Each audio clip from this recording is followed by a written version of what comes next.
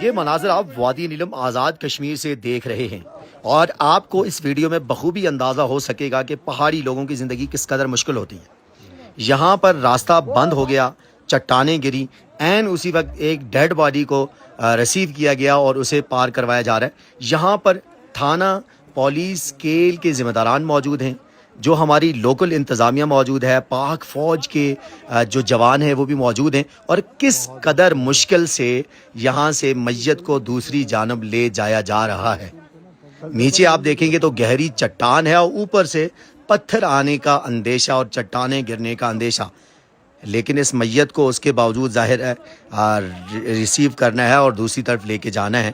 اور یہاں پہ یہ مشکلات ہوتی ہیں پہاڑی ایریا میں، یعنی کہ پہاڑوں میں زندگی گزارنا کس قدر مشکل ہے آپ دیکھ لیں، اور یہ جو آفات ہیں اس کا مقابلہ انسان ہرگز نہیں کر سکتے۔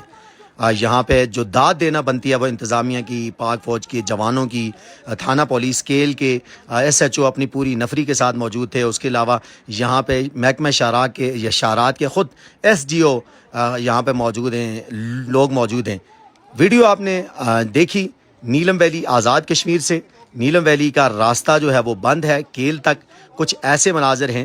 ویڈیو آپ نے شیئر کرنی ہے، پیج کو فالو کرنا ہے۔